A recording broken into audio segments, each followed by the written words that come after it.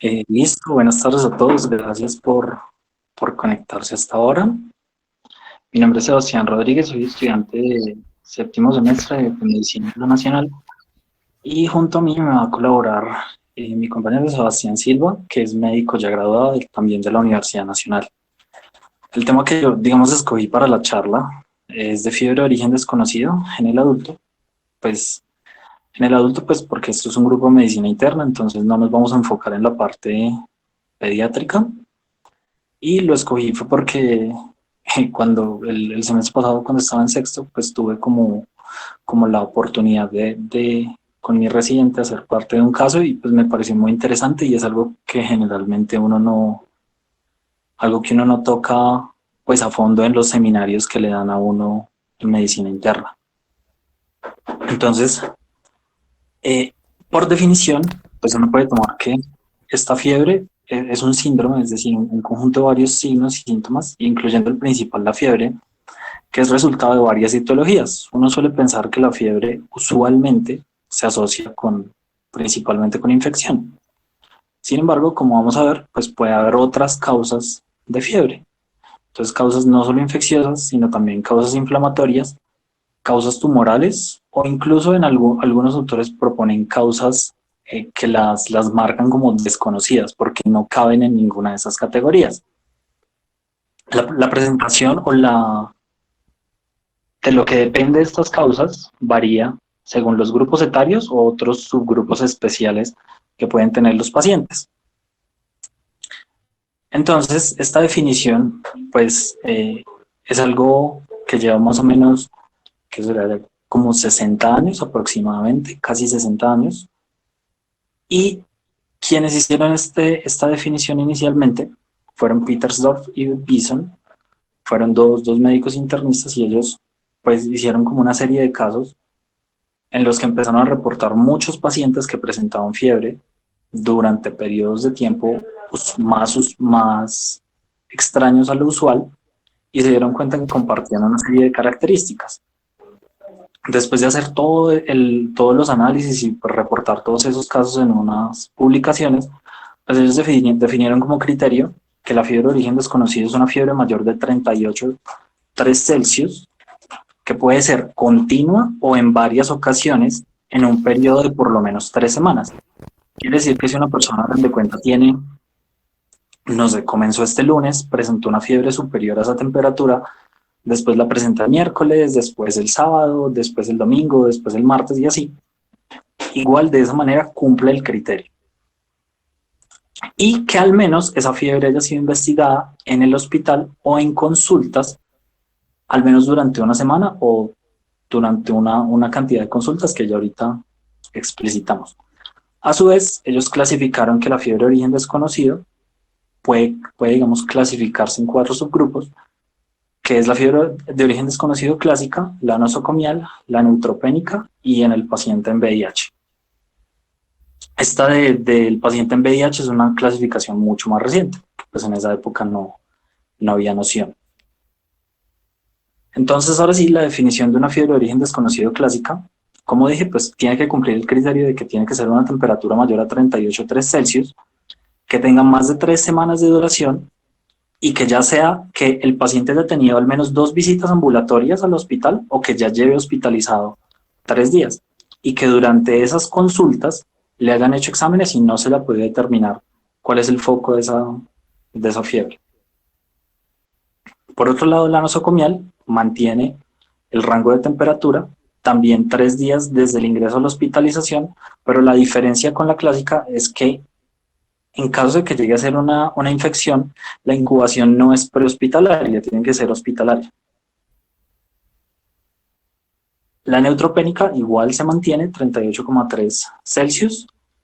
En un hemograma que haya un reporte de unos neutros menores a 500, que lleve más de 3 días también y que presente unos cultivos negativos a las 48 horas.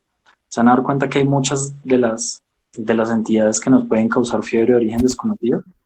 Voy a empezar a llamar la FOD para que sea como más rapidito. Hay algunas entidades que hacen que las FOD no sean cultivables, digamos. Las pruebas que se hacen de cultivo se demoran muchísimo tiempo. los podría tomar como negativos, pero realmente no lo son. Y ya una FOD en VIH, entonces, el principal criterio, que sea un paciente de VIH confirmado, es la temperatura, como había dicho, y que tenga más de 3 días en el hospital, o sea, es decir, que lleve más de 3 días con la fiebre en el hospital o más de 3 semanas de manera ambulatoria. Esas son como las clasificaciones de la fiebre de origen desconocido. Ya para hablar de la FOD clásica, entonces, de las etiologías principales de ella, como había dicho, las infecciones, la inflamación y las neoplasias, en las personas infantes, en los niños y en las personas inmunosuprimidas, lo más frecuente van a ser las infecciones. Sin embargo, en adultos y ancianos va a ser mucho más frecuente las inflamatorias. Revisando la literatura uno encuentra que en esa transición entre la digamos, la niñez y la adultez, no queda muy claro porque hay estudios que demuestran que la prevalencia entre infección versus inflamación más o menos es 50-50. Entonces en estos pacientes es un poquito más difícil hacer este abordaje. Dentro de las inflamaciones en los adultos y los ancianos vamos a encontrar que la principal es la arteritis de la temporal, la arteria temporal o la arteritis de las células gigantes. Uno se puede guiar en caso de que tenga un paciente que cumpla los criterios. Además, si encuentra que es un paciente que ha presentado accidentes isquémicos transitorios, ya sea uno o los haya tenido de recurrencia, incluso algunos se presentan con eventos cerebrovasculares ya con focalización, y al hacerle el examen físico se puede encontrar que la arteria temporal es palpable y que esta arteria pues tiene un pulso detectable. Si se han dado cuenta, generalmente uno cuando medio palpa la arteria temporal no es que el pulso se note mucho. Otra entidad que es como muy frecuente que cause fiebre de origen desconocido en adultos suele ser la polimialgia reumática. Entonces es algo muy común, incluso es muy prevalente la aparición de polimialgia reumática al tiempo de la arteritis de la temporal, y en este caso lo que vamos a encontrar es un paciente con dolor en múltiples articulaciones, pero que no empeora ese dolor al tacto. Ya por la parte de las personas jóvenes, vamos a encontrar que la más común o la más frecuente va a ser la enfermedad de Still. Entonces, si recuerdan, pues es una enfermedad inflamatoria, y uno de los criterios principales para que sea una enfermedad de Still es una fiebre persistente. Ellos manejan el último criterio, según el autor que encontré, es más o menos una fiebre de 39 Celsius. Sin embargo, para el caso de fiebre de origen desconocido es aceptable que sea menor a 39. También se presenta pues con un rash, artralgias o dinofagia, y todo esto podría orientar a que podría ser una enfermedad de Still. Ya en personas jóvenes también uno puede, digamos, pensar que puede ser una artritis reumatoidea o incluso el lupus. Entonces ustedes saben, pues, por características epidemiológicas de ambas, que uno podría pensar, por ejemplo, lupus en una chica joven que empieza a presentar como unos síntomas muy inespecíficos, un rash ahí en forma mariposa en la cara, y que uno le hace las pruebas y efectivamente aparece que sus anticuerpos antinucleares son francamente positivos. Pues ahí podemos pensar que la causa de la fiebre podría estar relacionada con el lupus. Digamos que ya entrándonos más en la charla, sería como bueno que cada uno repasara todo el proceso, digamos, fisiopatológico de la fiebre, porque entendiendo por qué sucede la fiebre, uno puede entender cómo estas etiologías que uno diría, pero ¿por qué esa vaina causa fiebre? Digamos, te da listo. También, entre las inflamaciones, nosotros vamos a encontrar que en las personas jóvenes, en algunas poblaciones, puede haber causas genéticas. Entonces, por ejemplo, uno que me llamó mucho la atención y es un poquito más frecuente de lo que parece es el síndrome TRAPS, que es un síndrome que se asocia a una alteración en el receptor del factor de necrosis tumoral. Entonces la persona va a tener unos picos anuales en donde toda su respuesta, digamos, inflamatoria va a estar afectada. Y pues ya sabiendo el mecanismo fisiopatológico de la fiebre, pues obviamente esto nos va a causar, esta inflamación periódica nos va a causar la fiebre. También el Kikuchi Fujimoto no es común acá en América, más hacia Asia, y la fiebre mediterránea familiar. Ya digamos que la parte amplia de esto vendría a ser las infecciones, porque son muchísimas infecciones que nos pueden causar una fiebre de origen desconocido. Por prevalencia, siendo como la infección más común del planeta, tenemos en primer lugar la tuberculosis, pues vamos a tener los abscesos en cualquier parte del cuerpo, la osteomielitis, la endocarditis también, la malaria, la fiebre tifoidea, que es la misma fiebre entérica que usualmente es la que causa la diarrea del viajero, y las infecciones de vías urinarias complicadas. Voy a pasar como a explicar ahí más o menos cada uno.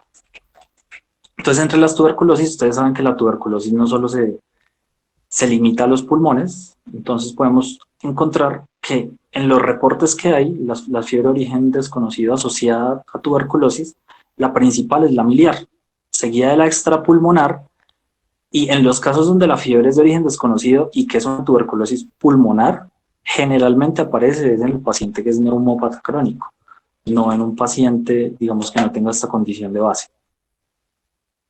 Ustedes saben que para hacer, digamos, el diagnóstico, cada infección va a tener como su método diagnóstico. Entonces, a la hora de hacer el abordaje, pues es muy, muy importante llenarse de razones para elegir qué exámenes hacer, porque ustedes saben que uno no puede ponerse a hacer exámenes, digámoslo así, a grosso modo de la loca, para ver qué aparece.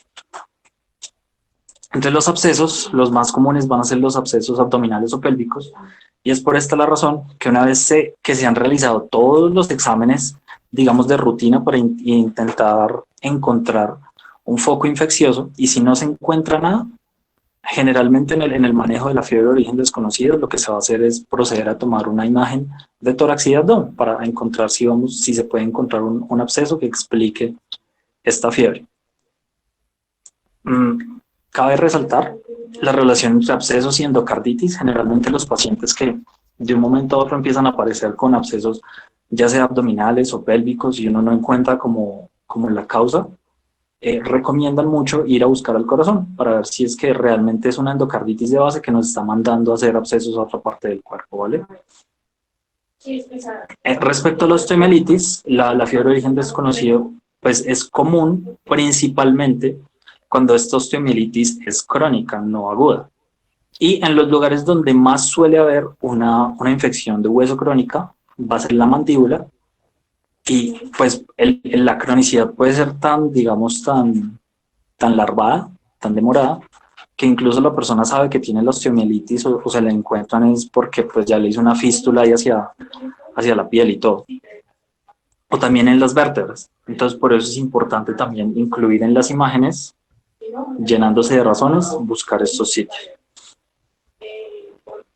Respecto a la endocarditis, pues hay que considerar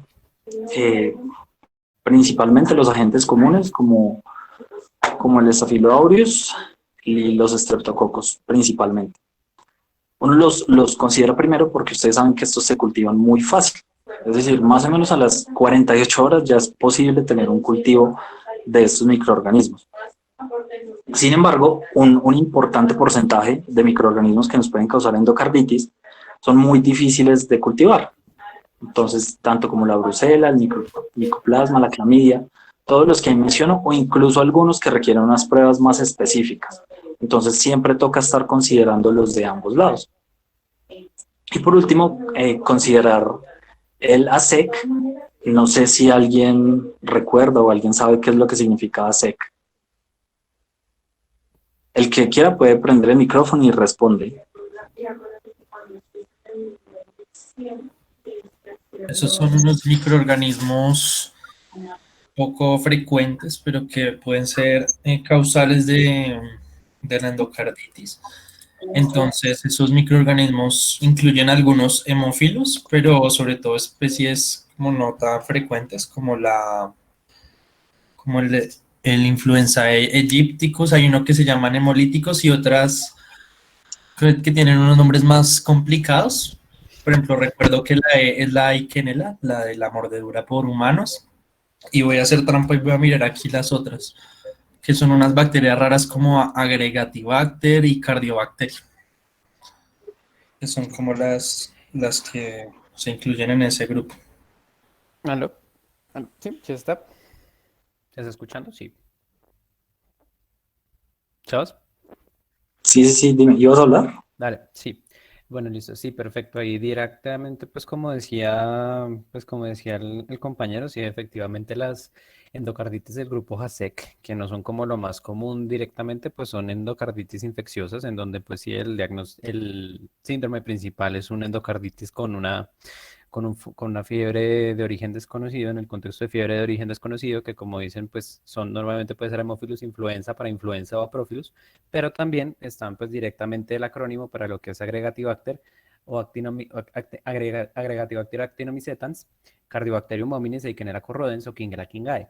Sin embargo, ¿qué pasa?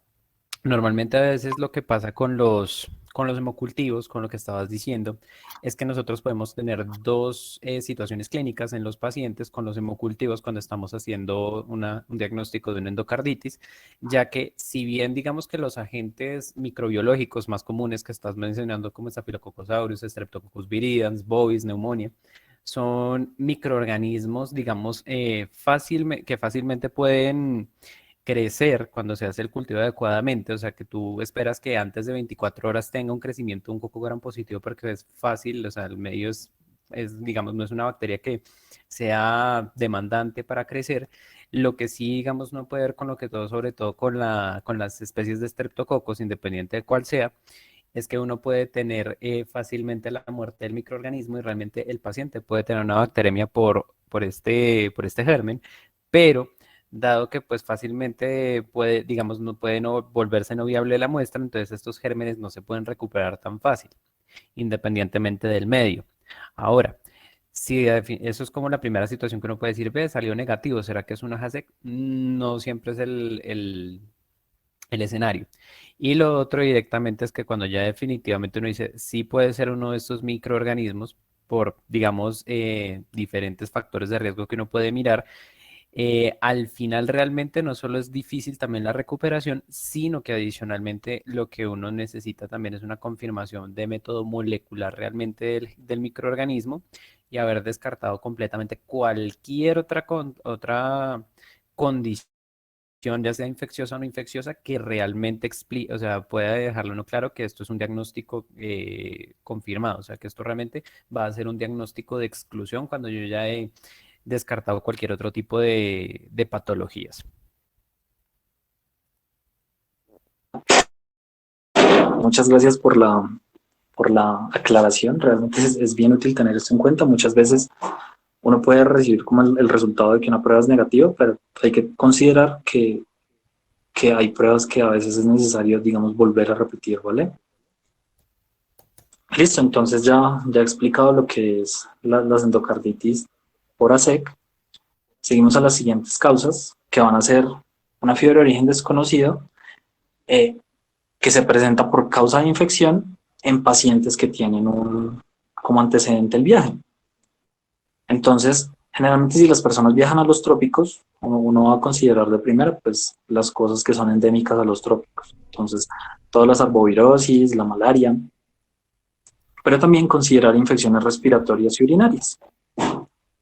Es muy útil en este caso buscar cuál es el síntoma que acompaña a la fiebre. Entonces se van a dar cuenta que nunca un síntoma está como solito y nada más.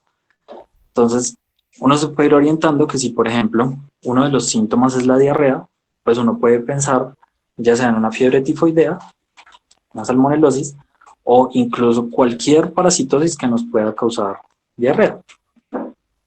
También si se presenta, por ejemplo, con ictericia, podemos pensar de primera la malaria, o incluso si la persona viajó a zonas en donde el agua no es potable y consumió agua de alguna fuente, pues uno podría pensar en todos estos virus hepatotropos que son tan comunes, como la hepatitis A, por ejemplo.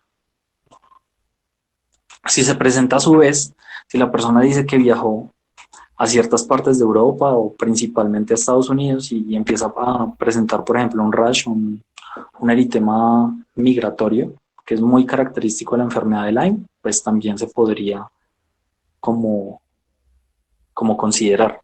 Digamos que esa no es como tan común acá, pero en caso de que haya el nexo de ese viaje reciente, pues se podría indagar.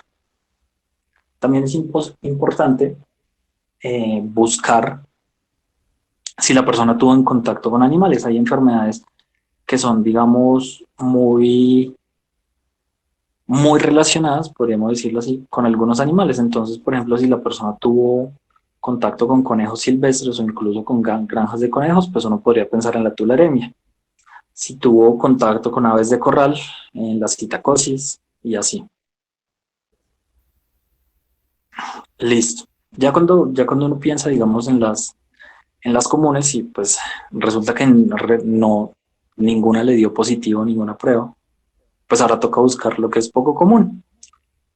Entonces, entre estas podemos encontrar todas las enfermedades que pueden ser causadas por artrópodos, incluyendo, pues como dije, la enfermedad de Lyme, la babesiosis, la fiebre Q, también la coxiela hace parte del grupo ASEC, y como dije, pues la citocosis, la tularemia asociada a los animales, la ameloidosis, si recuerdan, generalmente en países de los trópicos, en los pantanos, en los cultivos de arroz, muy propia, digamos, del sudeste asiático. Y pues también considerar, por ejemplo, si la persona en el viaje que tuvo o si ha tenido un contacto sexual reciente, muchas personas dejan pasar, digamos, la sífilis primaria, ese chancro que no se siente, digámoslo así. Y pues ya cuando desarrollan esa sífilis secundaria es que van a manifestar una fiebre. También el mismo caso por contacto sexual, que haya una gonococcemia, o incluso enfermedades mucho más raras como la enfermedad de Whipple y la peste, que si bien uno pensaría que la peste es algo que sucedió hace pues muchísimo tiempo y ya se acabó, actualmente todavía es limitado la cantidad de casos, pero hay casos de peste, entonces toca considerarlas, ¿vale? Y ya de las Sebas, últimas, dime. y hacer como una aclaración con la diapositiva que tenías anteriormente. Importante con lo de amelidosis, digamos que a veces uno incluso hasta hace como unos 5 años decía, no, eso es de Oriente Medio o eso es de países, o sea, como que realmente no lo asociábamos mucho con, pues en nuestra geografía. Sin embargo, de todas formas, cuando precisamente se hizo fue unos reportes de unos casos que ocurrieron de fiebre de origen desconocido y síntomas respiratorios de neumonía adquirida en la comunidad. Eso fue sobre todo en el Cesar y en el Tolima. Precisamente se hizo una caracterización de unos 130, 140 pacientes, no me acuerdo muy bien.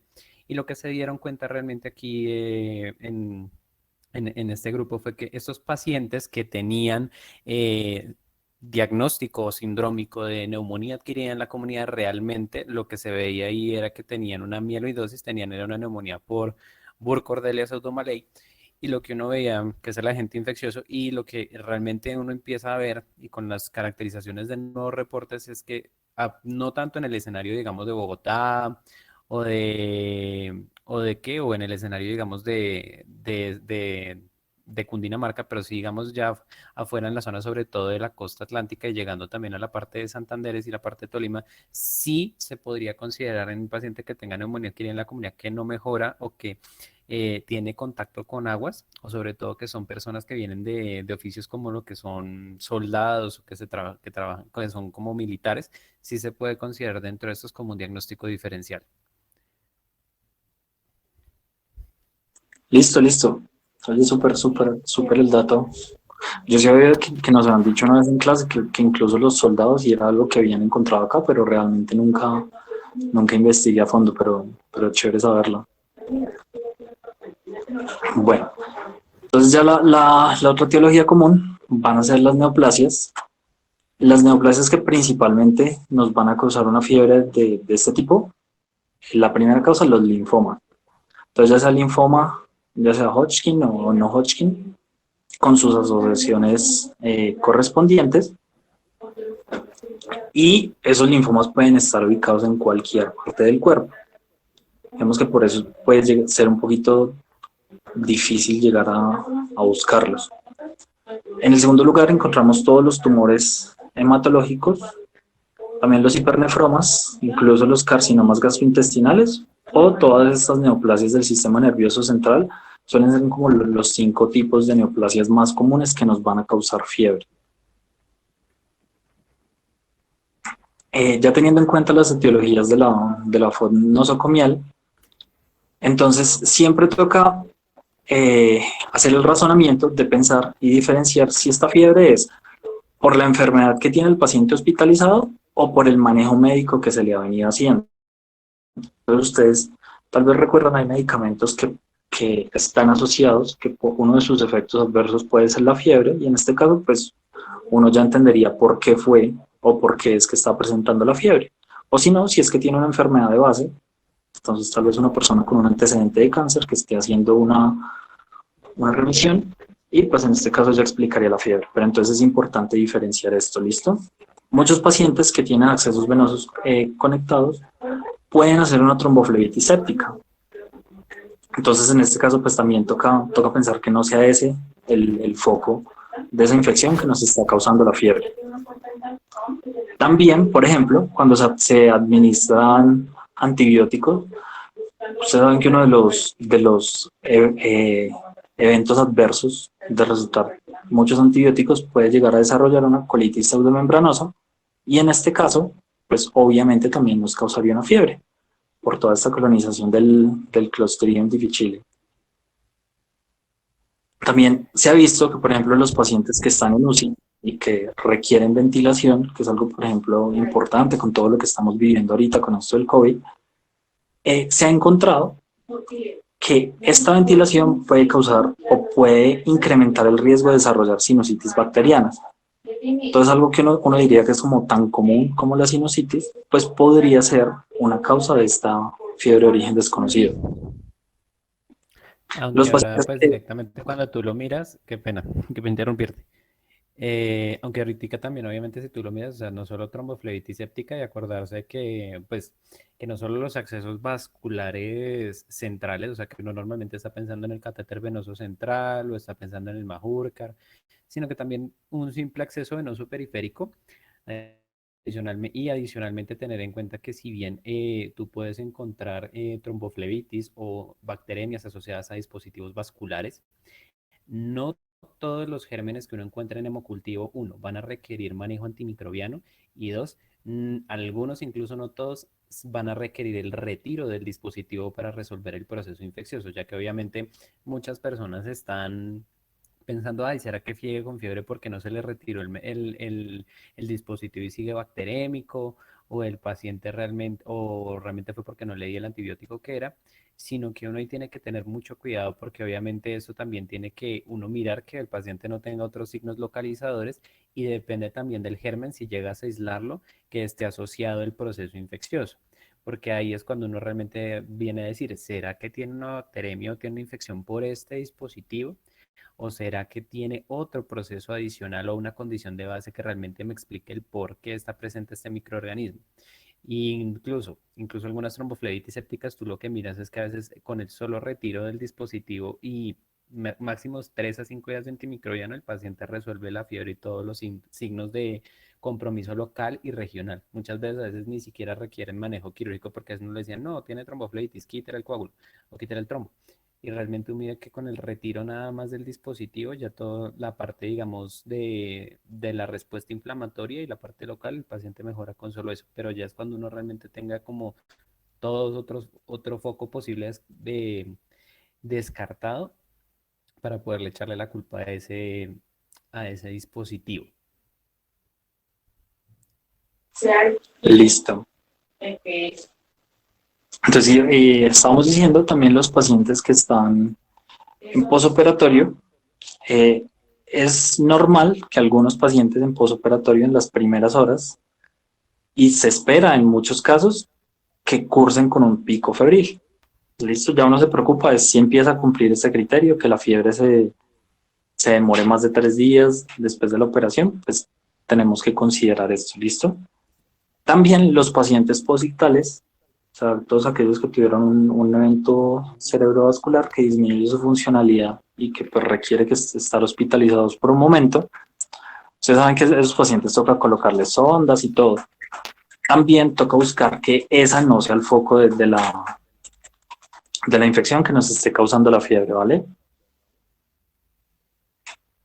Ya en la fiebre de origen desconocido neutropénica, generalmente es una presentación que es atípica, no es como algo que uno esperaría encontrar fácilmente.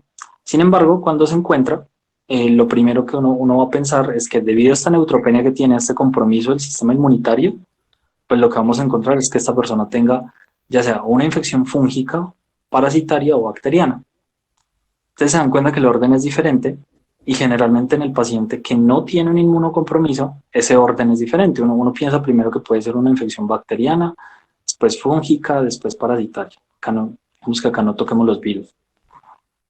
Sin embargo, en el paciente neutropénico, pues esto se invierte. Entonces, aquellos organismos que son más oportunistas, vamos a encontrar que la prevalencia de que sea fúngico, que sea un hongo, va a ser mucho mayor a que fuera una bacteria. Incluso los parásitos. Digamos que con esta sí toca tener un poquito más cuidado, porque si no se resuelve esta infección, puede progresar la infección hasta resultados fatales como la muerte. Por eso es que es muy importante, si uno encuentra que el paciente está neutropénico, empezar a buscar y orientarse cuáles podrían ser los microorganismos oportunistas que nos puedan estar causando el cuadro. Sebas, Dale. una pregunta. ¿Dónde tienes a tu revisión? ¿Cuál es el principal escenario en donde tú pensarías una fiebre neutropénica? Ya porque estamos hablando de una fiebre de origen desconocido, ¿en qué escenario yo diría este paciente tiene una fiebre por una neutropenia febril? Pues tocaría buscar, generalmente las neutropenias febriles se asocian a estos tratamientos que son para el cáncer. O sea, si es un paciente que está en tratamiento de quimioterapia, pues uno pensaría que en ellos podría Sí, ¿y presentarse. cuál más? Y también estos pacientes que tengan algún tumor hematológico, pues que esté haciendo Neutropenias funcionales. arriba Entonces sí es importante en ese del sentido, como tú lo dices, hacer la diferenciación entre neutropenia febril post-quimioterapia, que normalmente es al quinto o séptimo día de haber hecho la quimioterapia y no todos los esquemas realmente de quimioterapia, sino pues hay unos más aplaciantes que otros, pero también el escenario de que tú estés sospechando a neutropenia hematológica, tú puedes tener fiebre solo por el tumor, puede ser sólido o hematológico, pero más comúnmente obviamente con leucemias linfomas, pensar también y hacer un hemograma porque uno puede ver solo una fiebre tumoral, pero también puede estar el escenario de que tenga una neutropenia febril, o sea, donde tú puedes tener leucocitos de 50.000 y ese montón de leucocitos realmente son puros blastos o son células no funcionales en donde yo puedo tener 40.000 neutrófilos, pero esos son simplemente células que a mí no me van a servir realmente como sistema inmunitario. Y donde realmente, bueno, lo que sí es pues principal pensarlo, o sea, como para dejarlo como algo top, ya que como tú lo dijiste es algo bastante a lo que toca correrle. Normalmente pensar bacteriano, normalmente pensar es en translocación bacteriana, o sea, pacientes que hacen paso de la microbiota gastrointestinal a través de la mucosa hacia el torrente sanguíneo, precisamente porque no está la principal barrera, que es el neutrófilo en la mucosa, y que presentan básicamente son bacteremias primarias por gram negativos, en donde pues eso cuando se hizo las series de revisiones de casos, porque se seguían muriendo los pacientes, es que lo principal es que uno debe pensar en esos pacientes es bacteremia por Pseudomonas aeruginosa.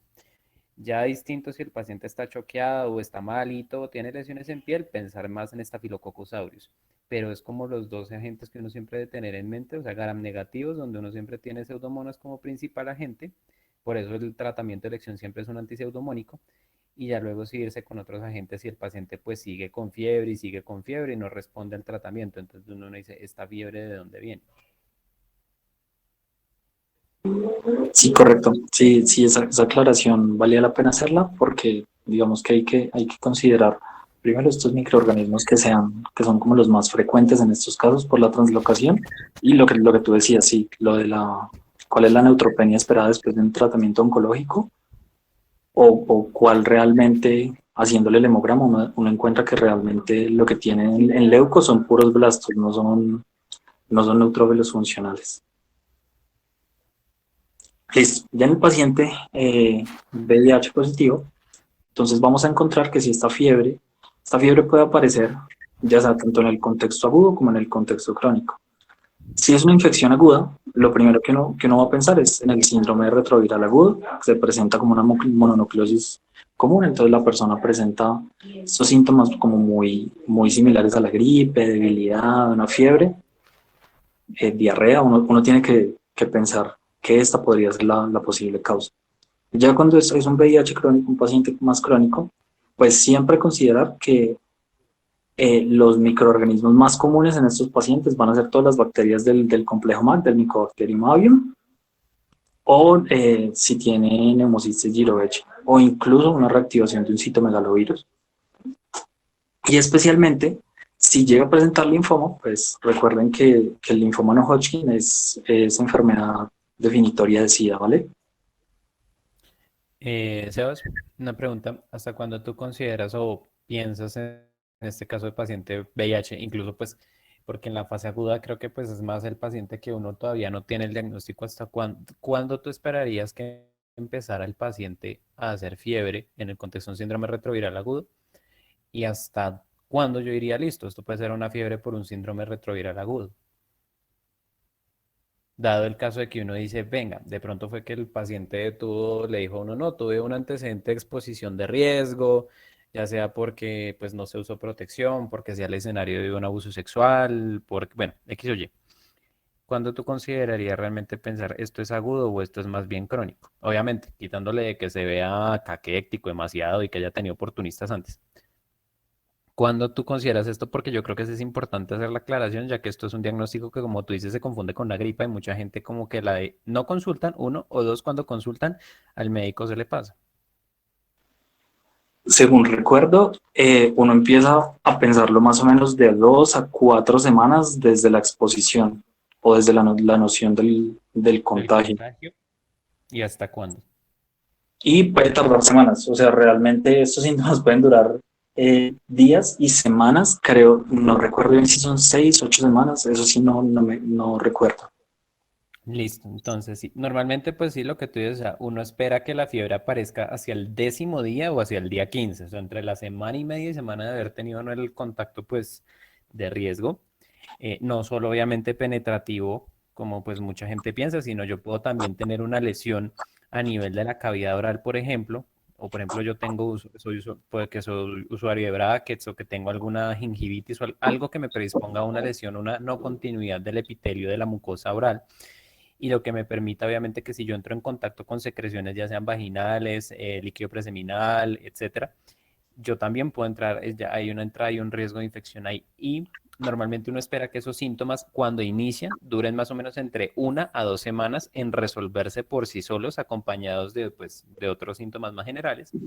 Pero hasta se ha visto que los pacientes, digamos, tú puedes tener contacto el día de hoy de riesgo y el paciente puede empezar a debutar con la fiebre y los síntomas generales hasta 6 meses después de haber tenido el contacto de riesgo. Entonces, es como muy el periodo de ventana que uno tiene que tener en cuenta, porque de todas formas puede estar frente a un síndrome retroviral agudo de aparición tardía y que de todas formas implica que tú, uno, le hagas diagnóstico temprano, pero adicionalmente le hagas un tratamiento oportuno. Ok, no sabía eso de la aparición tardía que podía tener. Pensé que generalmente eran como entre 2, 4, 6 semanas por mucho, pero realmente, o sea, qué buen dato, gracias. Dale. Listo. Entre las etiologías, no sé si recuerdan que yo había dicho que hay muchas otras que no están como clasificadas y que no se han configurado como tal, pero siempre toca considerar que algunos fármacos están asociados entre sus efectos adversos a causar fiebre. Los principales, generalmente todos estos antimicrobianos, generalmente los que son bactericidas, tienen la peculiaridad y se han hecho estudios que dicen que, bueno, el bactericida mata la bacteria, pero pues la bacteria queda muerta ahí, tiene que llegar al macrófago, tiene que llegar alguien a barrerla, y que en ese proceso, pues, se activa toda esta cascada de señalización que puede detonar la fiebre. Entonces es esperado que en algunos antimicrobianos la respuesta sea la fiebre. También entre todos los que están mencionados ahí, antihistamínicos, los diuros, incluso unos AINE, están asociados también a elevar un poquito la temperatura, los antiarrítmicos y los antitiroideos, esas tianaminas, ¿listo? Ya entre las causas raras, que esto sí me pareció como muy curioso y estuve buscando, no son causas, digamos, que se expliciten mucho en la literatura, pero sí las mencionan porque han habido casos que se ha encontrado algo que se llama fiebre facticia. Entonces, esta fiebre que realmente no corresponde a un cuadro clínico del paciente, a un cuadro, digamos, somático, para hacer bien la diferenciación, sino que es una fiebre que el paciente se induce, ya sea por necesidad de atención o por una patología psiquiátrica de base. Generalmente hay muchos pacientes que estuve leyendo que ellos lo que hacen es para prolongar los tiempos de hospitalización, se inyectan sustancias, se inyectan, por ejemplo, fluidos o materia fecal y pues obviamente esto va a causar una respuesta inflamatoria y pues de paso la fiebre. También es muy raro encontrar, por ejemplo, estas infecciones polimicrobianas. Uno las pensaría en pacientes que tienen un inmunocompromiso. Generalmente uno está acostumbrado a ver que las infecciones se dan por uno o máximo dos microorganismos, pero hay reportes de casos en donde se encuentra que hay fiebre porque pueden haber en conjunto hasta 5 o 6 microorganismos. ¿Listo? También ya entre las causas muchísimo más raras, hay alteraciones homeostáticas que van a tener, digamos, inferencias o alteraciones en todos los mecanismos de termorregulación allá arriba en el sistema nervioso central. Pero estas causas ya son supremamente raras. Y respecto a las infecciones polimicrobianas, lo que decía, pues si uno tiene un paciente que presenta infecciones a repetición en un periodo de tiempo, pues uno empezará a buscar si es que la persona tiene alguna clase de inmunocompromiso. Listo. Entonces, todo esto era para entender cuáles pueden ser las causas. Entonces, ahora sí, para enfocar a un paciente, que de acá en adelante ya se tiene como primicia que el enfoque se hace con los criterios previos que había. Entonces, de acá en adelante, pues, lo importante siempre, como nuestra base de todo lo que hacemos en el escenario clínico, la historia clínica. Entonces, entre más detallada sea la historia clínica, más información vamos a poder encontrar que nos pueda orientar. Y además, un examen físico muy, digamos, muy excelente, casi que perfecto, nos permitiría obtener muchísimos más datos. ¿Listo? Entonces, para que uno pueda decir que está ante el contexto de una fiebre de origen desconocido, recuerden, no es algo que uno entre de primeras. Entonces, no es que la persona llega por urgencias y les dice que no, que lleva 3 semanas con fiebre y que nada que se la baja. Uno diría, bueno, pues si ya pasó las 3 semanas, cumpliría uno de los criterios, pero recuerden que uno de los criterios es que al menos haya sido estudiado durante una semana. ¿Vale? Entonces toca hacer una serie de exámenes e incluso una serie de imágenes que nos ayuden como a descartar todas estas etiologías previas que mencionamos. Dentro de esos exámenes que uno pediría, pues principalmente como uno piensa que la fiebre está asociada a una infección, pues el hemograma es, digamos, una herramienta súper útil. Este hemograma que tenga diferencia con plaquetas nos puede orientar primero con los conteos a ver si puede ser que haya disminución en alguna línea, una visitopenia, una pancitopenia, pues podría orientarnos a algún tumor hematológico. Y también con el hemograma ver cuál es la línea celular que está aumentada, por ejemplo, o si está disminuida alguna. Hemocultivos generalmente para buscar estos microorganismos que son comunes, un panel hepático también para buscar cómo está la función hepática, si hay algo que la esté afectando. Todo esto para determinar si hay virus hepatotropos también, uroanálisis y urocultivo, pues si el paciente tiene una clínica de infección de vía urinaria, considerarlo. También la radiografía de tórax y otros exámenes según las sospechas que tengan. Recuerden que no es ir a pedirle todo esto de una vez, sino uno se va orientando más o menos con los síntomas que presenta y con toda esa anamnesis detallada que uno hizo. Ya para abordarlo, lo primero, obviamente, es determinar que cumpla con las definiciones. Entonces, si ya cumplió con los 3 criterios, ya hay marcada esa parte. Entonces, saber si uno hizo los estudios necesarios. Entonces, después va la agrupación de alguna de esas categorías. Entonces, digamos que se le pidieron unos paraclínicos y era una persona que no sabía que tenía VIH, por ejemplo. Entonces, pues ya no se clasificaría como una fiebre de origen desconocido clásica, sino sería una FOD en el contexto de un VIH. eh, hay que considerar cuando estamos, por ejemplo, que se determina que es una causa infecciosa, uno podría pensarla si tuvo, por ejemplo, procedimientos invasivos previos, es decir, tuvo una cirugía, por ejemplo, tal vez una infección nosocomial que se pasó por alto, si tuvo exposición a animales o pues si está inmunosuprimida.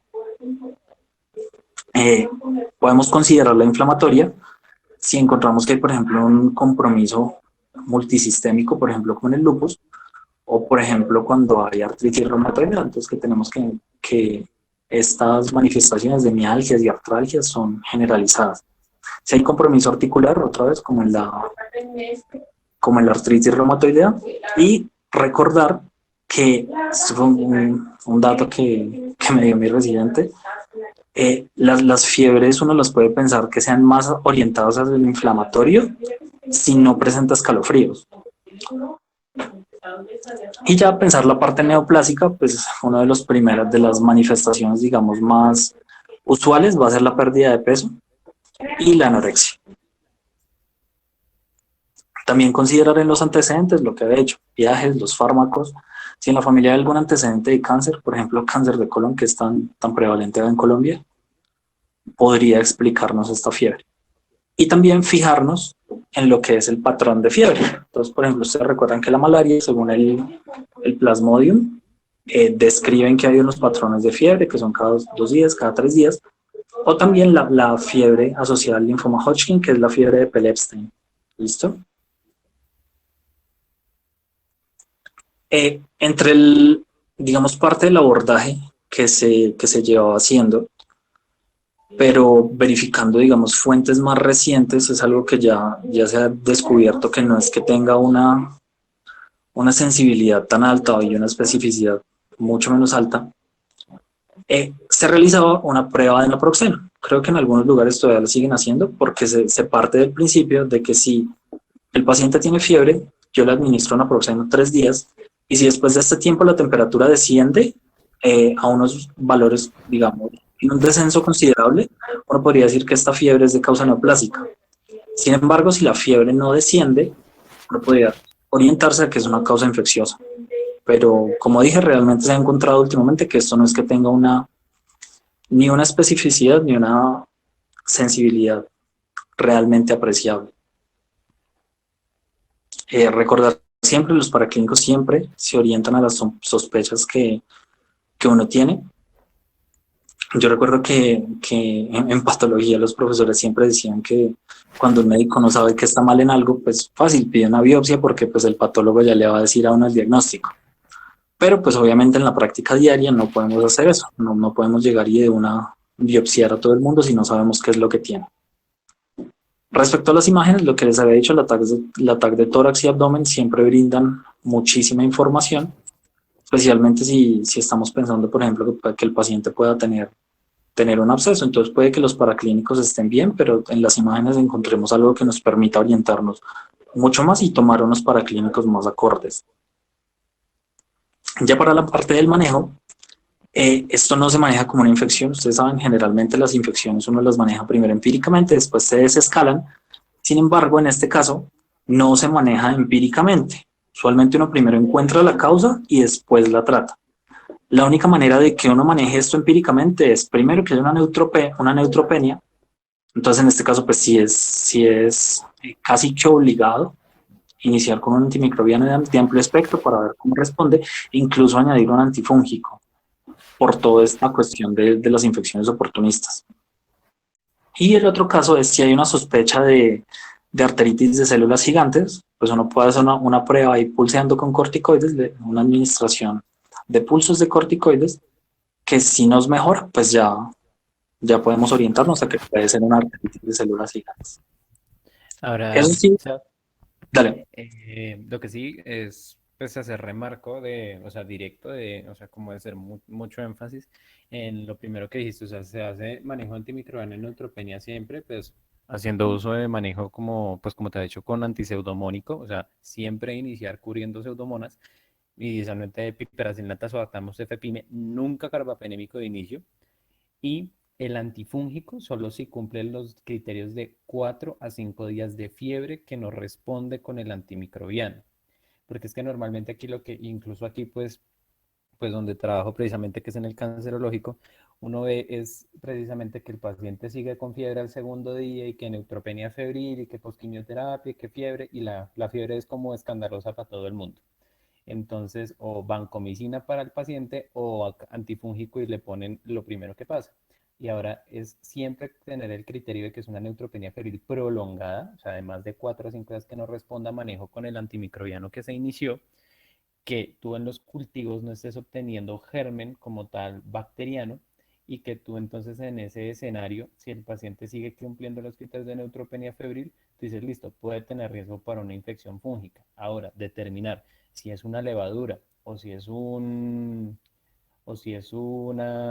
IFA, ahí sí directamente uno tiene que decir, o si es un hongo micelial, uno va a decir, bueno, idealmente lo normal es tener infecciones por cándidas y luego por aspergillus, entonces si van a iniciar un antifúngico, lo ideal es iniciar una equinocandina, o sea, caspofungina, mirando previamente función hepática, pues porque eso también se ajusta a ese antibiótico con esa consideración. Y si el paciente de nuevo está con neutropenia, con más de 4 días y fiebre a pesar del antibiótico, solicitar búsqueda de infecciones por aspergillus con la tomografía, como tú dijiste, en este caso sí está indicado hacer tomografía de senos paranasales, TAC de tórax, TAC de abdomen, y hacerle galactomananos por 3 días en sangre, los cuales si están positivos, que eso tiene un punto de corte en sangre, uno puede pensar ya anticipándose que ese paciente puede tener una infección fúngica invasora, principalmente por aspergillus, y ahí sí uno no iniciaría caspofunginas, sino inicia manejo con azoles, idealmente con boriconazol, isavuconazol o posaconazol. Pero entonces siempre ir haciendo como el razonamiento en estos pacientes, ya que pues como tú dijiste, sí son pues críticos, pero pues la idea no es como iniciar 3 antifúngicos y montar un montón de laboratorios sin previamente uno decir, ve, ¿será que hay criterio o no? Sí, exacto. Yo creo que en la historia que te compartí, sí viste que fue muy rápido como iniciaron el antimicrobiano Sí, después. y creo que también era como para hacer la aclaración y no hacer como precisamente uno aprender de las conductas que se hacen antes y uno decir, bueno, uno puede aprender de las cosas que tal vez no están como muy acordes, porque uno entiende que la gente se asusta. Sí, exacto. Sí, lo que tú decías, generalmente la gente le corre mucho la fiebre el paciente hospitalizado, pues porque no piensa que es algo grave, pero pues lo ideal es que eso no anule el razonamiento. Listo, entonces ya llegamos digamos, a la parte final de esta charla, que va a ser el caso clínico que les comenté al comienzo. Entonces, lo voy a presentar. Viene siendo un paciente masculino de 20 años, natural de Sachica, en Boyacá, procedente de Tunja. Él es estudiante universitario y fue ingresado al Hospital Universitario Nacional el 26 de noviembre. Él consultó originalmente en Tunja por una fiebre que le había durado aproximadamente 20 días. O sea, quiere decir que no es que llevaba 20 días desde la fecha de ingreso al HN, sino que 20 días antes de consultar al hospital que lo remitió ya presentaba un episodio febril prolongado. Toda esta, digamos, esta reconstrucción de la historia fue como muy textual, tomando elementos que estaban en las notas que se dejaron. O sea, yo bien pude haber cuadrado todo, pero la gracia es también para que vean como qué cositas se pueden mejorar a la hora de hacer la construcción de la historia clínica. Entonces, les leo, la enfermedad actual fue reportada en el ingreso como un paciente hospitalizado durante 15 días en el Servicio de Medicina Interna del Hospital San Rafael de Tunja por un cuadro clínico de síndrome febril prolongado de 20 días de evolución asociado a hepatoesplenomegalia. O sea, es decir, él llevaba 35 días antes, más o menos, de entrar al HN, ya tenía la fiebre. Durante esa hospitalización se descartó infección retroviral o los virus hepatotropos, por lo que fue remitido a la valoración por el Servicio de Medicina Interna. Acá sí me gustaría que participen, por favor, porque pues esta parte ya es un poquito más de construcción de conocimiento colectivo. Entonces, ¿qué opinan de esa enfermedad actual?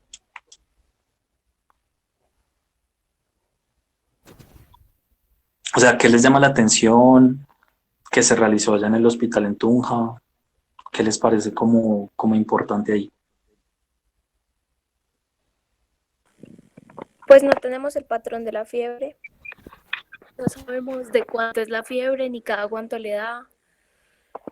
Si está asociada a algo, si le da más en las noches o en el día. Exacto, hay una muy pobre caracterización de los síntomas. Realmente yo estaba buscando como más a fondo si en otro lugar había una nota un poquito más completa y realmente no había una nota más completa que esta. Entonces recuerden siempre la caracterización. O sea, entre más chismoso sea uno con los síntomas de los pacientes, más información va a tener y va a ser información que puede No, ser útil. perdón. No sabemos si la fiebre se dio antiinflamatorios o AINES, o sea, no tenemos esa información. Exacto. Listo. Ya cuando se le interrogaron los antecedentes, entre los patológicos pues negado, lo que sí es resultado positivo es que durante ese año había consumido, hace unos meses a comienzo de año, se ha inyectado esteroides anabolizantes y testosterona. Y además, pues el consumo de marihuana semanalmente y alcohol una vez al mes sin llegar a la embriaguez. También positivo que tenía una actividad sexual que inició hace 6 meses y él fue muy enfático en que siempre había utilizado un método de barrera.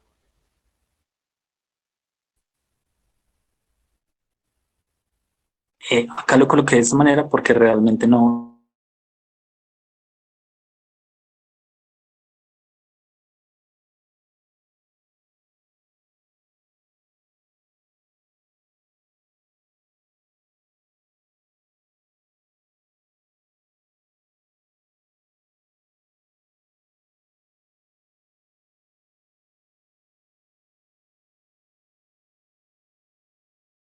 La brucela, recuerden que el diagnóstico de brucelosis no es así como tan fácil porque esas IgMs, la positivización puede tomar un tiempito.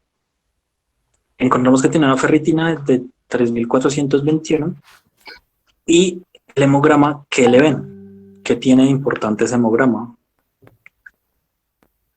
Neutropenia. Listo, entonces, francamente, tiene una leucopenia. Anemia.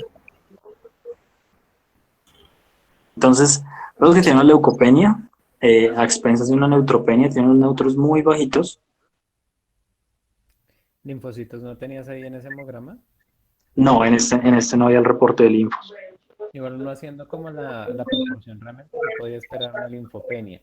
Ahora, lo que sí toca tener claro aquí es pues, que tú lo enfocaste con el criterio diagnóstico de neutropenia febril posquimioterapia, que normalmente uno espera es un recuento absoluto de neutrófilos por debajo de 500 si yo tengo asociado un antecedente de quimioterapia en un paciente con cáncer. Pero toca recordar que el conteo absoluto normal de neutrófilos va hasta 2500. Entonces yo de todas formas puedo tener un cuadro de neutropenia funcional por una patología hematológica no tratada o, digamos, o una infiltración de médula ósea, incluso por otra patología que me está explicando por qué yo tengo un recuento de neutrófilos. A infecciones bacterianas, sobre todo a nivel de mucosas, o sea que por gérmenes que ingresan a nivel de mucosas, que sería tracto respiratorio o tracto gastrointestinal. El otro sí, pues con el diferencial yo sí esperaría menos de 1000 neutrófilos, pero tener en cuenta que incluso cuando pidieron estas pruebas serológicas que están interpretando, que son como por ejemplo lo que son citomegalovirus o Epstein-Barr, si bien las infecciones primarias pueden llegar a producir fiebre como un síndrome mononucleótico, no olvides que en estos pacientes inmunosuprimidos, si uno está pensando normalmente en un Epstein-Barr o en un citomegalo, uno puede también estar esperando que hasta el 90% ya hayan tenido contacto, de los pacientes adultos hayan tenido contacto con estos agentes a lo largo de su infancia o de su adolescencia o adultez temprana. Y lo que uno espera es que la reactivación de estos virus de familia herpes normalmente se presente es con conteos por debajo de 200 o 100 linfocitos CD4, o sea que incluso el conteo absoluto de linfocitos debe estar por mínimo debajo de 1000 o incluso debajo de 500 para yo pensar en este agente etiológico, pues para no ir solicitando serologías virales así como así. Exacto, o sea, a eso también quería llegar. Si ven que todo esto fue lo que pidieron allá antes de hacer la remisión al H1N. Y de lo que se ve es que pidieron como para ver qué les salía, o sea, pensaron como en las cosas como más graves que podrían aparecer, o incluso, no creo que ni siquiera graves, sino cogieron como una lista de muchas cosas que podían hacerle y veamos a ver qué nos sale positivo. No es como por criticar, sino recuerden que el solicitar estos exámenes debe ser un proceso razonado, pues porque todo esto tiene costos y, por ejemplo, en el H1, pues uno no puede darse el lujo de estar pidiendo las cosas de esta manera porque todo va a tener un costo que va a repercutir en las finanzas del hospital. Entonces, bien como decían, realmente hay que llenarse de razones para pedir esta cantidad de exámenes. Las enzimas hepáticas ahí, la ST y la LT, ¿cómo la ven? Así está descolgada, ¿sí? Entonces, O sea, una ST de 450 está en rangos normales. la llamada está por el BCC, ¿sí? Si nuestra avala estuviera colgada, Nadie responde. No, La- están fuera Bueno, de metas, están bastante elevadas. Sí, Probablemente exacto. 10 veces por encima del valor normal. Están elevadas, exacto. la puedes dejar ahí si quieres. También, si no pueden hablar por el micrófono, también pueden escribir ahí por el chat, ¿listo? Porque ahí ya alguien lo hizo. Entonces sí, están elevadas, exacto. Entonces ya eso nos da como una orientación, una brújula para ver, bueno, tal vez... ¿y tú esperarías en este Sí, escenario, no. Sebastián, una hepatitis viral con esos niveles de transaminasas? No, realmente de No. lo que recuerdo es que las hepatitis virales elevan las transaminasas, creo que el criterio era casi hasta 30 veces. O sea, Por tiene que encima ser de 1000 una normalmente, a veces elevación súper... por encima de 1000 uno normalmente empieza a considerar una hepatitis viral.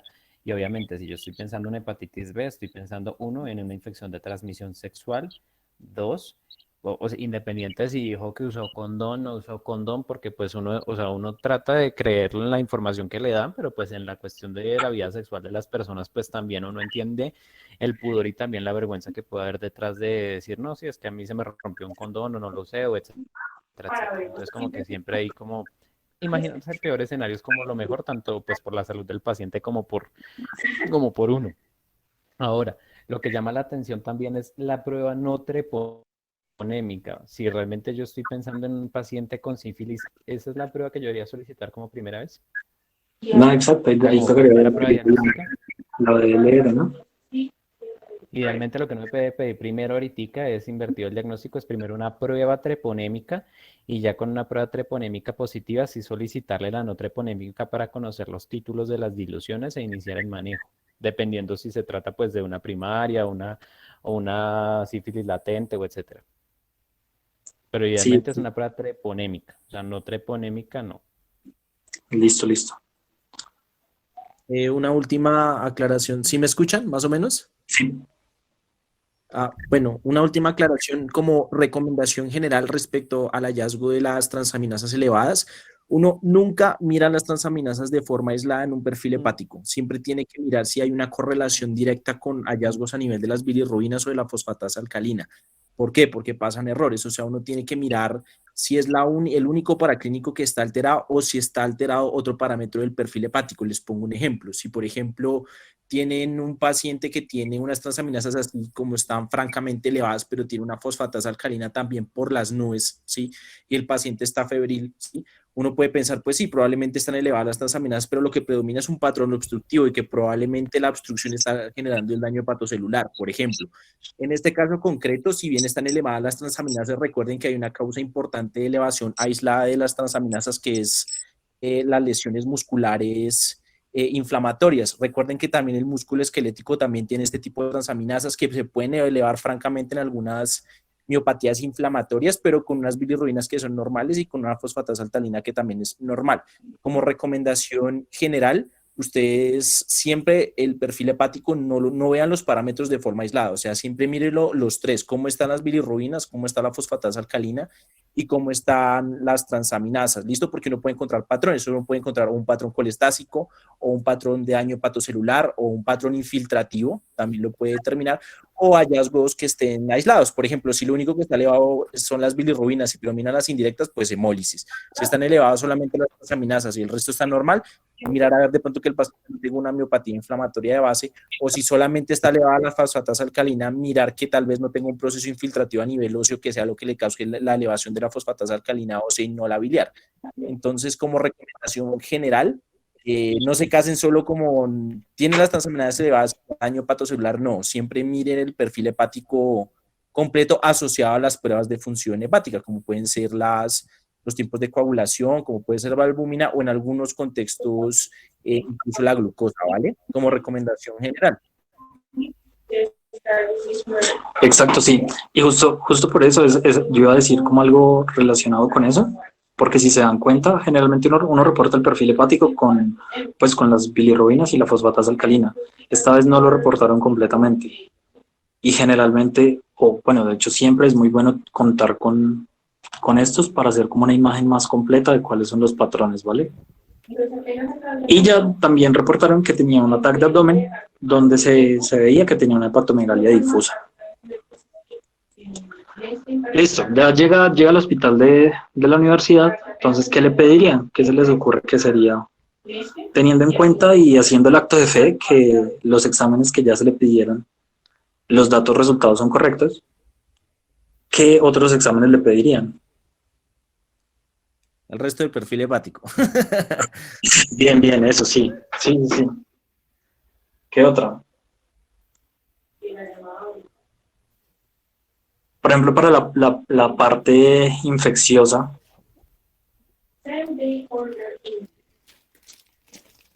Y si no sale,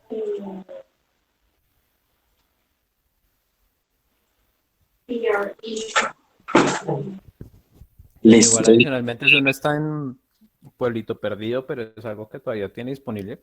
Es un paciente que llegó con esa sospecha diagnóstica y con ese hemograma. Uno, pues se lo repito. Dos, mirar si tiene todavía ¿cuál es el predominio? O sea, tengo una leucopenia, pero si tengo una neutropenia, tengo una linfopenia, tengo varias. Entonces yo primero le pido un extendido de sangre periférica. Y Listo, bien. Acá nos están diciendo por el chat que completar la historia clínica, bien. Pedir el perfil hepático completo también, bien. El hemocultivo, sí, importante. Y el extendido, como acaban de decir. Listo, todo esto lo realizaron, ¿vale? Entonces no estamos como tan perdidos. Cogiendo unos que le realizaron ahí, justo con la orden de ingreso, le empezaron a ver si tenía anticuerpos para antitoxoplasma, algunas pruebas de complemento. Las voy a ir pasando rápido porque realmente no es que sean muy dicientes. Entonces, si se dan cuenta, pues tiene una IgG de toxoplasma, pero pues puede que haya tenido una exposición previa. Pero realmente la IgM no está positiva. Las pruebas de complemento salieron bien. Le hicieron, le repitieron las pruebas de sífilis. Entonces la RPR y la BDL siguieron negativas. La inmunofluorescencia. También le pidieron una prueba de ferritina. Respecto a esa, ya nos damos cuenta que está un poquito elevada. Puede orientarnos más hacia algo hepático. Esta vitamina B12 pues está en rangos. Una química del hierro. Entonces un hierro sérico que en el caso de él está en rango. La capacidad de fijación de hierro también está en rango. La saturación de transferrina también en rango. Y la capacidad latente de fijación de hierro. Ahí la tenía. básicamente le hicieron un estudio de la anemia al señor. Exacto. También le pidieron unos anticuerpos antimitocondriales y antimúsculo liso. Los antimúsculo lisos salieron positivos. ¿Qué?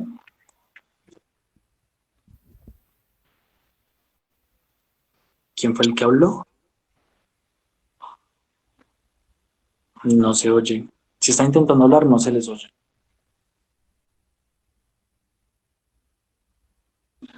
Creo que puede seguir. Bueno, entonces salió que lo único que tenía acá positivo era una titulación en unos 160 de anticuerpos antimúsculo liso. y anticuerpos antinucleares negativos, anti-DNA negativos. Le hicieron esta imagen. Una radiografía de simple abdomen. ¿Y qué es lo que más llama la atención ahí?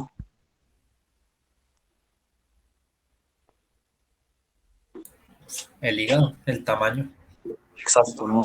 Yo digo, o sea, el Una colon, ¿no? franca. De hecho, más adelante descubrieron que describieron la hepatomegalia como solo 4 centímetros, digo 3 centímetros debajo del reborde costal, pero en la imagen se ve que es un poquito más.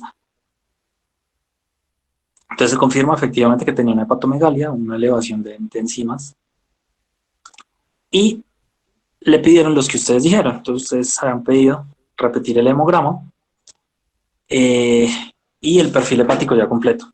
Entonces en ese perfil hepático la bilirrubina total de 2,44, a expensas principalmente de la directa, una directa de 1,99, una indirecta de 0,45. Las enzimas hepáticas estaban en aumento y los tiempos también estaban un poquito alterados. Creatinina tenía bien. Ya con esto, o sea, ustedes querían pedirlos, pero ¿para qué querían pedirlos? Que sería como la gracia de esto. O sea, si estamos sospechando algo así, ¿para qué los piden?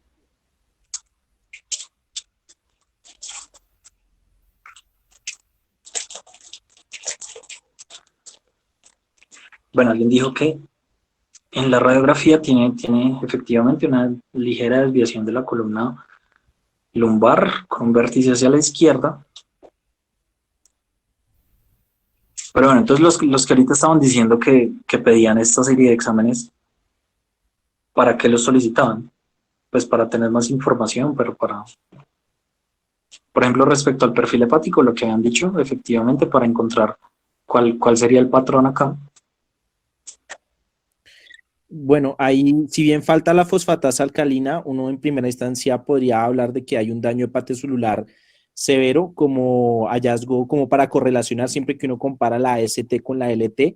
La LT siempre tiende a ser un poco más hepatoespecífica, o sea, estamos hablando de un daño hepatocelular severo que ya es representado en su funcionalidad, ¿no? Tiene ya unos tiempos de coagulación que están prolongados y con una ferritina que también está elevada. Recordar que la ferritina es un reactante de fase aguda, ¿no? O sea, si hay un proceso inflamatorio activo, independiente de algunas enfermedades de depósito, como la hemocromatosis, sugiere que hay un proceso inflamatorio pues a nivel generalizado, sí, pero que está enfermando agudamente el hígado. O sea, hasta este momento podemos decir que el paciente tiene una hepatopatía, sí, ya tenemos como un órgano localizado específicamente, toca definir cuál puede ser la causa de la hepatopatía, ya tenemos como un órgano clave que está comprometido y que incluso ya está empezando a comprometer su funcionalidad, ¿no? Eso, pues claro, por la presencia de los tiempos de coagulación que están francamente elevados, y pues las imágenes corroboran que sí hay probablemente un edema difuso del hígado, pero me falta la fosfatasa alcalina, pero probablemente sí, es un patrón hepatocelular, muy probablemente, ¿no? De daño hepatocelular. Sí, Y más yo también porque la concuerdo en eso, pero me llama ahí, Cristian, ¿tú qué piensas de esa linfopenia y toda esa serología de toxoplasma, Epstein-Barr, citomegalovirus, etcétera, etcétera? O sea, eso igual son infecciones crónicas, pero hasta ahora lo único que ha salido positivo es una IgG de toxo que, pues realmente la prevalencia acá en Colombia, pues no la recuerdo muy bien, pero debe ser muy alta, ¿no? O sea, una infección ya crónica que resolvió normalmente. Y con esa Pero linfopenia de de resto, 810 lo me que, sirve decir, sí, no, no se le puede reactivar. Uno puede decir con eso, no, tiene 810 linfocitos totales. Yo estoy seguro de que eso no se le reactiva el toxoplasma y nada de eso. O sea, con solo el cuadro hemático. no, de acuerdo. Hay una cosa que sí, igual es solo un tip, ¿no? Siempre que ustedes mirar si realmente tiene un proceso infeccioso o no lo tiene, ayuda un poquito más que el paciente esté linfopénico, que esté con leucocitosis, tiene un rendimiento un poquito mejor, por lo menos en pacientes que hacen bacteremia, ¿no?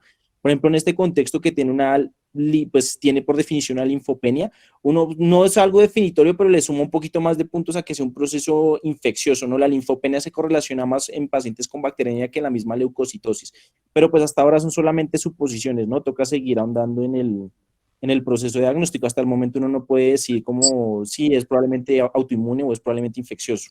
Toca seguir estudiando el paciente. ¿Hemocultivos ya los mostraron? No. No, todavía. Ah, ok, vale. Listo. Y una PCR pues está disminuida, ¿no? No está como tan alta como uno esperaría. Sí, ¿Pero eso es exacto. miligramo litro o miligramo decilitro? Bueno, esa es una buena pregunta. Es miligramo de decilitro. Ah, ok. Es bajito. Listo. Entonces, ya teniendo en cuenta eso, pues sí, efectivamente encontramos que al parecer hay un compromiso casi evidente del hígado. Entonces, ahora va la siguiente pregunta, que cómo enfocarían al paciente. Digamos que eso ya lo hicimos ahorita, pues bien, buscando si es algo de compromiso hepático, y acá mencionaban que una hepatomegalia no dolorosa con anticuerpos antimúsculo liso hace pensar en una hepatitis autoinmune. Y si recuerdan lo que habíamos mencionado, en las personas jóvenes como él tiene 20 años, las causas más comunes de fiebres de origen desconocido van a ser inflamatorias. ¿Listo? En este caso, ¿qué entidades serían las principales a considerar? Entonces tocaría buscar qué es lo que nos está haciendo esta afectación hepática. Acá dijeron pues la hepatitis autoinmune. ¿Qué otra cosa se les ocurre que podría ser útil acá? ¿El paciente no se ha brotado? ¿No? ¿Ha hecho No, exantema o no, él nunca presentó exantema. durante la hospitalización solamente está haciendo la fiebre? O sea, no ha progresado ningún otro síntoma. Después sí empezó a hacer un progreso, se puso histérico, pero realmente no. De pronto valdría la pena preguntar por otros síntomas de autoinmunidad y creo que valdría la pena evaluar si el paciente de pronto podría estar cursando con algún tipo de anemia autoinmune, dado pues como todo el cuadro general y la colestasis que el paciente está presentando asociado a los anticuerpos. Ok, listo. Es otra posibilidad ahí. Entonces, realmente, ¿cómo se manejó? Teniendo en cuenta el factor de la epidemiología, de las causas de fiebre de origen desconocido, el Servicio de Medicina Interna lo manejó como una enfermedad de Still incompleta, pues porque no presentaba el rash, por ejemplo. Yo cuando leí, yo dije como, pero ¿por qué? O sea, ¿qué razones tenían como para haberlo pensado así? Y pues ahí le iniciaron un manejo rápido con prednisolona, le mejoró un poquito la condición, pero él persistía la coluria, la ictericia. Entonces después, con los exámenes que se le hicieron, con todo lo que vimos ahorita, eh, lo que estaban diciendo ahorita, empezar a buscar si es realmente algo en la sangre, y se empezó a considerar la posibilidad de que tuviera ya sea una neoplasia hematológica o un linfoma hepatoesplénico. Tenemos que pensar en cosas un poquito graves, pero pues ya hemos visto que en el hospital les gusta, pues en nuestro hospital les gusta apuntarle a esa clase de cosas, y generalmente le dan. Listo, le realizó una biopsia de médula ósea, en donde se reportó que tenía una hematopoiesis de las 3 líneas con una hiperplasia únicamente de megacariocitos, sin granulomas ni malignidad en la muestra. Mientras estaba realizándose o sea, mientras esperaba el resultado de la biopsia de hígado, el paciente seguía presentando los síntomas y de un momento a otro empezó a presentar tos productiva y disnea de moderados esfuerzos. Entonces, teniendo en cuenta que el paciente ya tenía un compromiso ahí, que veíamos que tenía un compromiso de sus células inmunes, pues uno con estos síntomas, ¿qué pensaría? ¿Que está haciendo qué? Entonces, posiblemente una infección en un pulmón. Y por eso en la interconsulta que se hizo con neumología, sugirieron realizar un atacar de tórax y salió esto.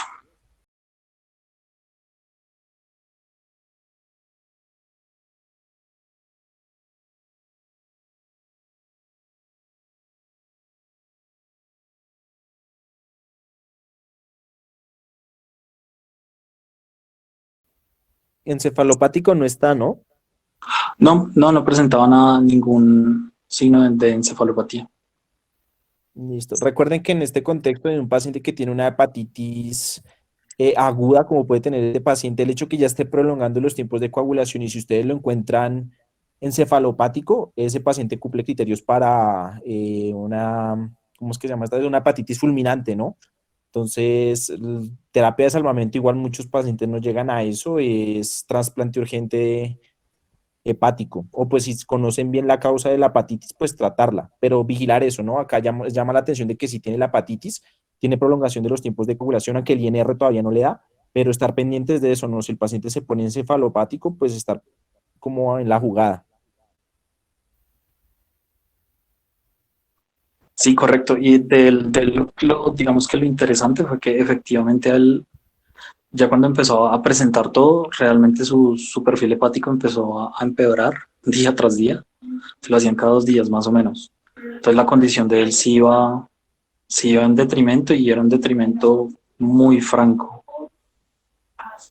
No, y también hacer énfasis en que si bien puedes responder a como tal al daño hepático, una posible encefalopatía, también podría responder a la misma condición inflamatoria sistémica que todavía no se sabe qué es la posible encefalopatía.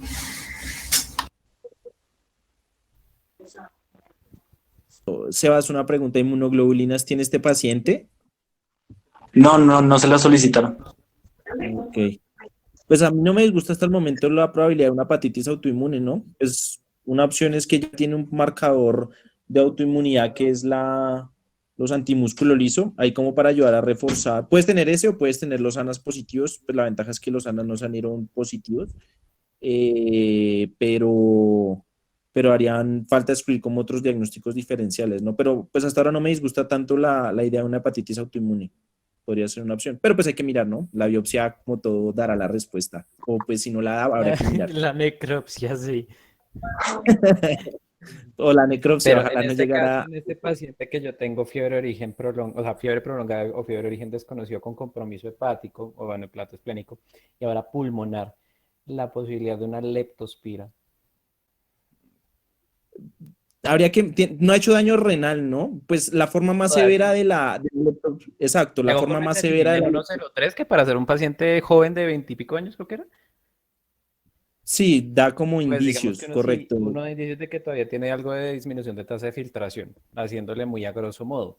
No está esperando, uno no está viendo la leucocitosis que tiene, pero pues o como digamos uno dice, uno en paciente inmunocomprometido sí puede tener perros y gatos al tiempo.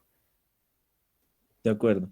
Ahí, pues yo pensé, sí, no, o sea, no se puede descartar como tal la leptospira, si bien la forma más severa de la leptospirosis es la enfermedad de Weill que típicamente compromete el hígado, que lo está haciendo este paciente, y también compromete el riñón. El riñoncito, pues sí está deteriorado, pero de momento no me convencería tanto que fuera por una leptospira, aunque está empezando a hacer coagulopatía, entonces estar pendiente de eso, pero la cuestión es ahí si uno le iniciaría de una vez el tratamiento o no, pues en un caso tan agudo, pues yo esperaría, la verdad, no sé, pero que me Pues explique 15 los hallazgos. días, eso sí, aunque la parte de rickets y demás sí se me sale porque pues no tengo el brote y yo espero que una rickettsiosis es una Exacto. fiebre de fiebre manchada, ya estaría choqueado ese paciente.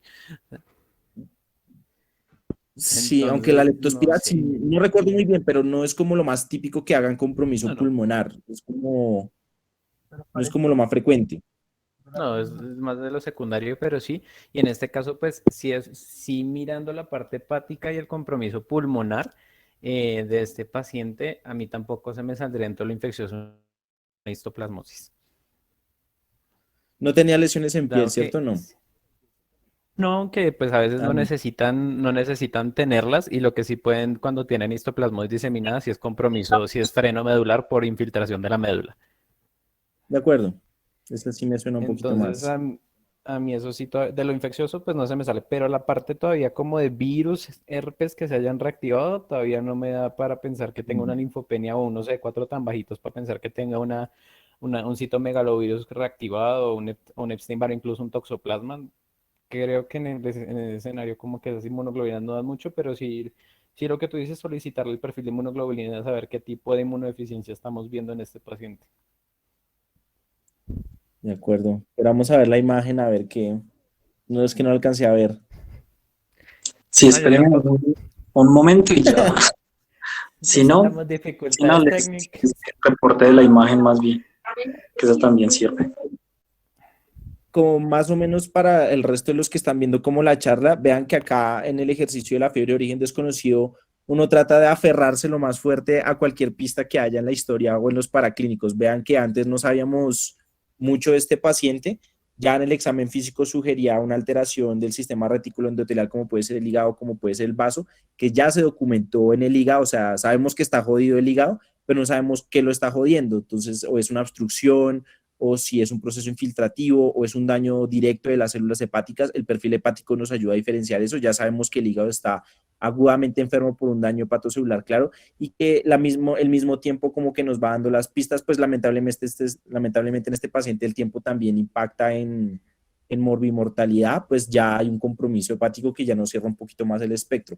Yo creo, es una consideración personal, que el truco de la evaluación de las fiebres de origen desconocido es aferrarse muy fuerte como a las pistas más pequeñas que tiene el paciente e irse por ese lado y esperar al tiempo para que sigan desarrollando otros síntomas. Porque si este paciente en un momento, pum, se brota o hace desarrollo de otro compromiso de otro órgano, eso va estrechando un poquito más el enfoque etiológico del cuadro. Vean que acá partimos de algo muy general, ahora ya sabemos que el paciente está haciendo una patopatía aguda con un compromiso pulmonar, en donde es clave mirar cuál es el compromiso mediante una imagen, pero pues estamos esperando la imagen a ver qué. No me dejó volver a presentar la pantalla. Lo lamento. Pero bueno, les voy a dar el reporte de la imagen. El atacar decía que tenía un engrosamiento de los septos interlobulillares y con nódulos de predominio perilinfático. Okay. Digamos que eso puede cambiar un poquito las ideas que uno tenía, porque ahora, aparte de tener algo hepático que estábamos pensando, ya empieza a tener un compromiso pulmonar.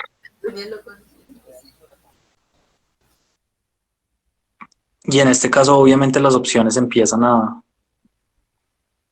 aumentar, podemos decirlo así. Entonces, al encontrarle el reporte de esta imagen, este engrosamiento de los septos interlobulillares, se pensó que podría ser una carcinomatosis linfangítica. Uh-huh.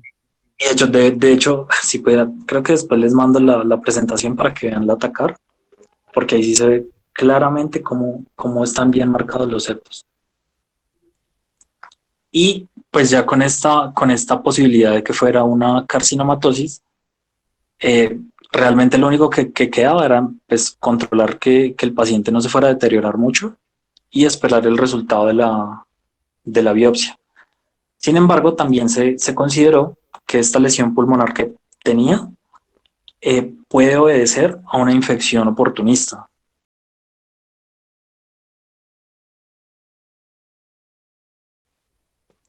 Entonces, en este caso, se empezó un tratamiento antimicrobiano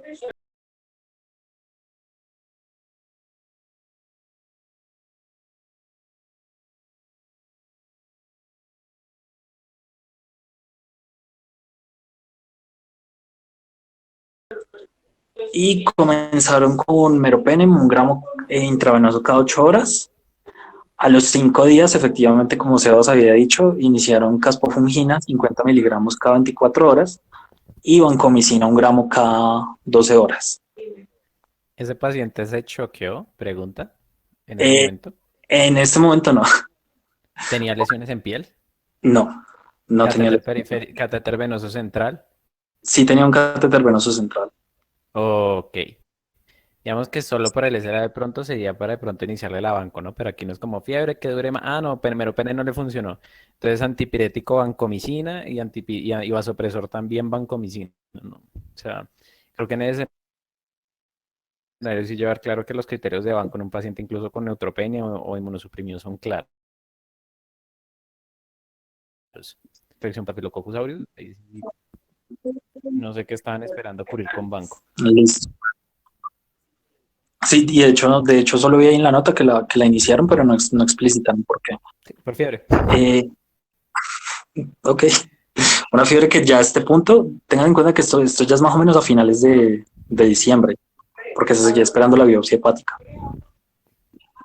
Ahí se hicieron unos hemocultivos, se hizo la prueba de galactomano pensando en una aspergilosis pulmonar, y los hemocultivos salieron negativos. Le hicieron como 4 hemocultivos diferentes y ninguno dio positivo, la prueba de galactomano no negativo. Ya después salió el reporte de la biopsia hepática que confirmó efectivamente un linfoma hepatoesplénico y se le inició manejo con etopósito. Digamos que después de eso el paciente empezó a responder mucho mejor, sin embargo no mejoró, o sea, nunca se recuperó de la neutropenia. Entonces después de eso, digamos que eso ya no lo